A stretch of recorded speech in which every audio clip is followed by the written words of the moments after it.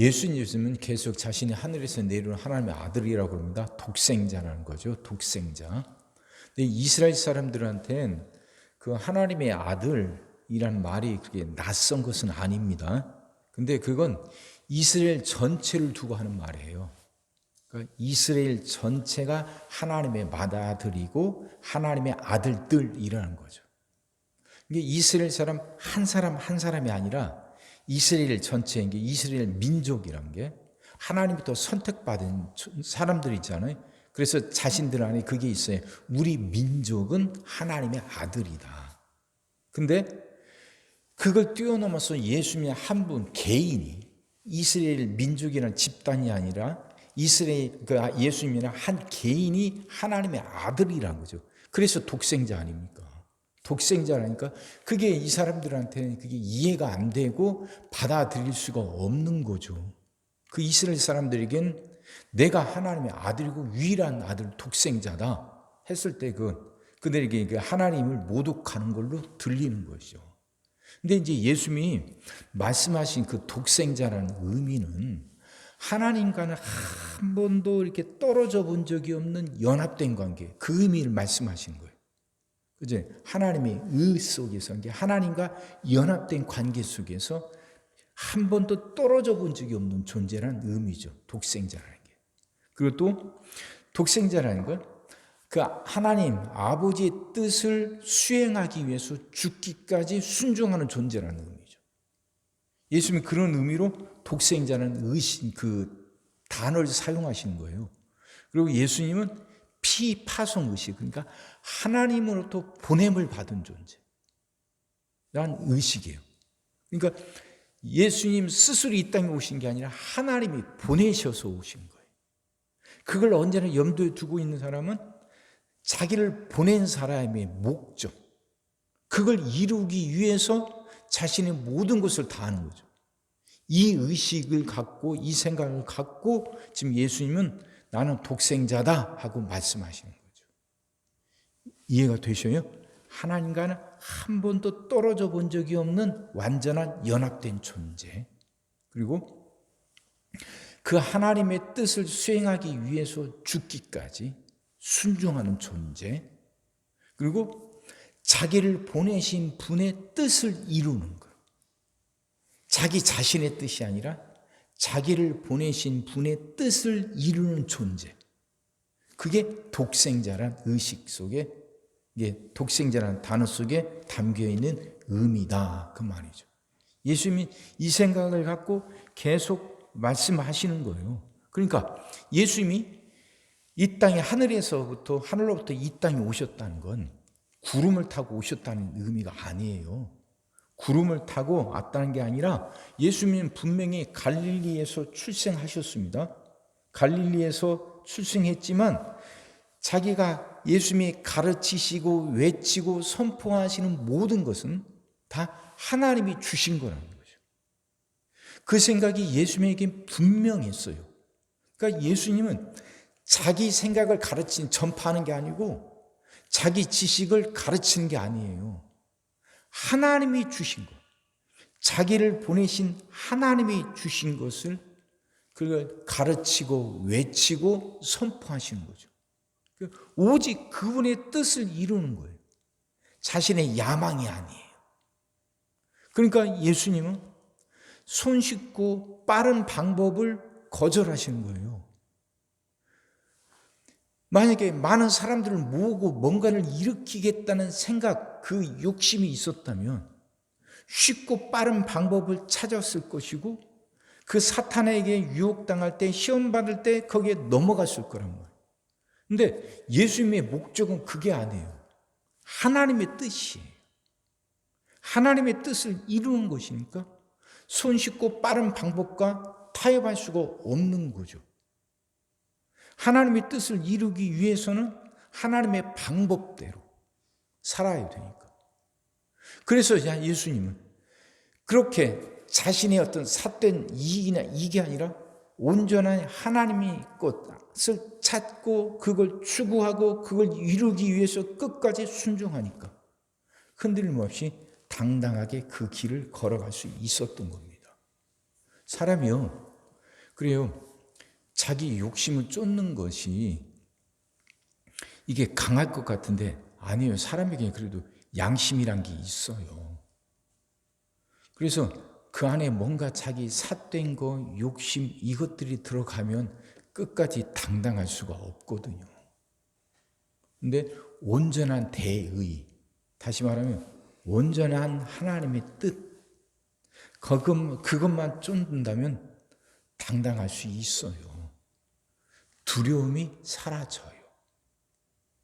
그러니까 순교자들이 다니엘서에 나오는 그 다니엘과 세 친구들이 끝까지 당당할 수 있었던 건 바로 그거예요. 그 안에 자신들의 욕심이 없었거든요. 더 높은 관직으로 올라가겠다. 왕으로부터 뭘 신임을 얻고 총애를 받겠다. 출세하겠다. 이런 생각들이 없으니까 풀무불 앞에서도 당당한 거죠. 사자불 앞에서도 뒤로 물러서지 않는 거예요. 우리도 이 말씀 놓고 한번 이렇게 한번 생각해 보자고요. 그래, 우리가 신앙생활 하는 거, 그건 그래 하나님을 사랑하는 거죠. 그럼 다시 말하면 하나님의 뜻을 이루는 거예요. 우리 각 사람에게도 하나님이 주신 사명이 있죠. 그게 결국 하나님의 뜻을 이루는 것이니까. 거창한 것이 아니더라도 나를 통해서 내 주변이 살게 하고 좋아지게 하는 것. 그게 작은 것일지라도 하나님이 내게 주신 사명이에요.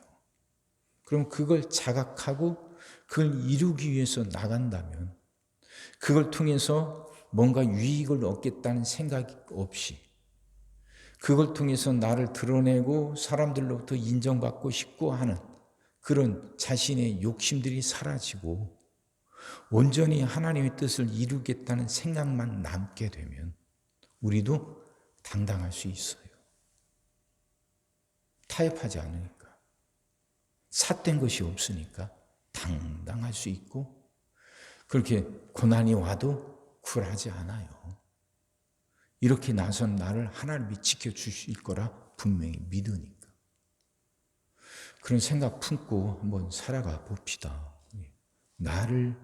내게 주신 하나님의 사명, 그걸 깨닫고 그것만 추구하는 거예요. 그것에다가 다른 어떤 걸 타지 않고 섞지 않고 물 타듯이 다른 걸 섞지 않고 오직 그것만 남게.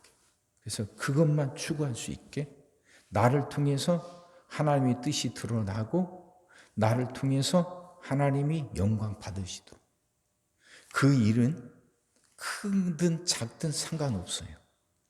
사람들이나 그게 크냐 작냐 따지지 하나님은 그러지 않으시거든요. 그런다면 우리는 당당하게 흔들림 없이 이 길을 끝까지 걸어갈 수 있게 될 겁니다. 예수님이 그러시니까 당당하시죠. 십자가 앞에서도 흔들리지 않으시고 그래서 내가 생명수라고 말씀하시죠. 37절 38절 명절 끝날 그 큰 날에 예수께서 서서 외쳐 이르시되 누구든지 목마르거든 내게로 와서 마시라. 나를 믿는 자는 성경의 이름과 같이 그 배에서 생수의 강이 흘러나오리라 이러셔요. 지금이 초막절이라고 그랬잖아요. 초막절 날, 그 초막절 절기 마지막 날은 사람들이 그 실로암 못에서 물을 떠다가 성전에 가서 이렇게 물을 부어요. 그건 뭐냐면 이스라엘 광야 생활 동안 하나님이 물을 주셨잖아요. 반석에서도 물이 솟아나게 하셔서 광야 생활 40년을 살게 하셨잖아요. 그걸 기념하는 거예요. 그러니까 하나님이 물을 주셔서 우리 조상들이 살았듯이 지금 내가 사는 것도 하나님이 내게 그렇게 생수를 주셔서 내가 살아가고 있다는 거죠. 그걸 염두에 두고 지금 말씀하시는 거예요. 사람들에게 당신들은 지금 초막절 절기 마지막 날 실로암에서 물을 떠다가 부으면서 물을 주시고 생수를 주신 하나님을 기념하지 않냐. 근데 하나님이 주신 그 물, 그 생수가 바로 나다. 나를 마시는 것이 내가 생수니까 나를 마셔라. 이 말씀하시는 거죠. 그분 안에 생명이 있다는 거죠. 그분이 우리를 살리시는 분이다. 그 말이죠. 그러니 그분을 믿고 따르는 것. 예수님이 하나님께 끝까지 순종하셨듯이 우리도 그분을 믿고 순종하며 따르는 것. 이게 생명을 사는 길이고 생명을 살리는 길이다 하는 거죠. 생명이 있어야 되죠. 하나님은 우리를 생명 가운데로 부르셨어요. 생명은 살리고 자라나게 하고 열매 맺게 하는 거예요. 풍성하게 하는 거예요. 하나님 우리 삶이 그렇게 되기를 원하셔요. 그럼 우리도 예수님처럼 그 하나님의 뜻이 나를 통해 드러날 수 있도록 그 사명에 어느 것도 섞지 않고 그것만 따라가려고 해야 되는 거죠. 그리고 그분 안에 생명이 있으니 그분만 붙들고 살아가는 거죠. 그렇게 살아가게 해달라고 기도합시다. 주님이 주시는 생명의 풍성함을 마음껏 누리며 살아갈 수 있도록 예수님처럼 그렇게 내 삶을 통해 하나님을 드러내게 해달라고. 그 기도가 우리를 지켜주고 그 기도가 우리를 생명의 풍성함으로 인도하게 될 겁니다.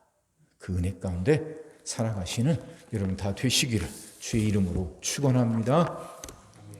기도하겠습니다. 사랑의 주님, 말씀이 이해가 되게 하시고 깨달아지게 하시고 은혜가 되게 하여 주옵소서. 하나님, 우리를 통해 하나님이 드러나게 하여 주옵시고 하나님을 높이게 하여 주옵소서. 각자에게 주신 그 사명을 깨닫게 하시고 그 사명을 하나님 이루게 하여 주옵소서. 그 안에 어떤 것도 섞지 않게 하여 주옵소서.